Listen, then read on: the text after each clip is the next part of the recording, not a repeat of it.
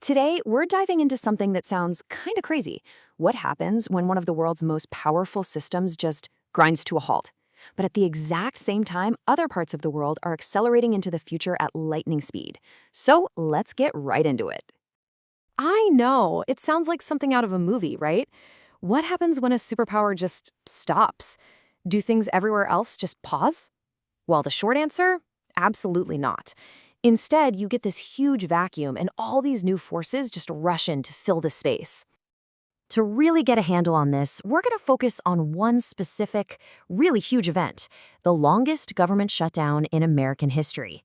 It was this moment of complete political paralysis that sent these massive shockwaves way, way beyond Washington. All right, first up, a government goes dark. And look, this wasn't just some headline you scroll past. This was a full-on, system-wide failure, and it had immediate, very real consequences for a lot of people. 43 days. Just think about that. That's more than a month. It was an impasse that just shattered the old record and basically hit the giant pause button on some of the most important functions of a global superpower. And you got to think about the human cost here. We're talking about 600,000 federal employees who were furloughed. That means they were just sent home, no paycheck, their lives completely thrown into chaos, literally overnight. And this whole thing didn't just stay in D.C., It created this massive domino effect. You had total chaos at airports with thousands of canceled flights. Critical economic reports, the stuff the whole world watches, were delayed. It even held up major tech launches, like a brand new phone from OnePlus.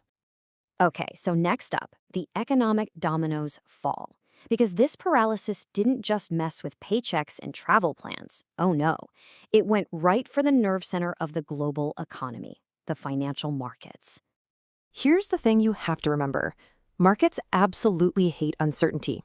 And this was pure uncertainty. As soon as the shutdown ended, U.S. Treasuries took a hit.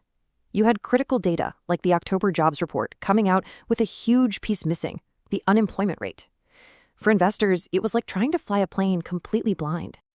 But here's where it gets really interesting, because while that entire system was stuck in neutral, another one was firing on all cylinders.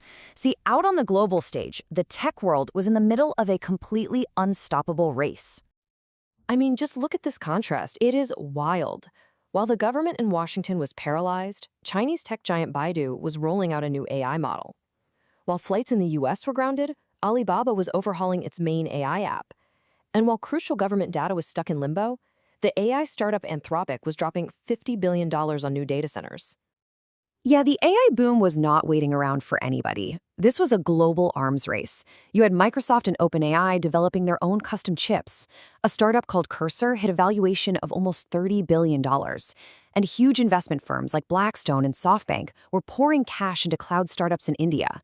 So yeah, the world was definitely not on pause.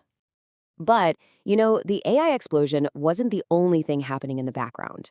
At the exact same time, this whole other financial system was blasting into a wild new era, one that was all about incredible promise and, well, incredible peril. So, crypto at this time had these two totally different sides to it. On one hand, you saw it growing up. Visa was testing out stablecoins. That's crypto tied to something stable, like the dollar, for the gig economy. But on the other hand, it was still the Wild West. The US had to create a special strike force just to fight all the crypto scams, while other countries were trying to figure out rules to stop the chaos. Okay, so what's the big picture here? What happens when you put these two stories right next to each other? You see this incredible story of total paralysis right next to a story of explosive, and a lot of times completely unregulated growth. The big takeaway here is pretty clear, right? Political gridlock doesn't stop progress. Not at all. It just changes who's in the driver's seat.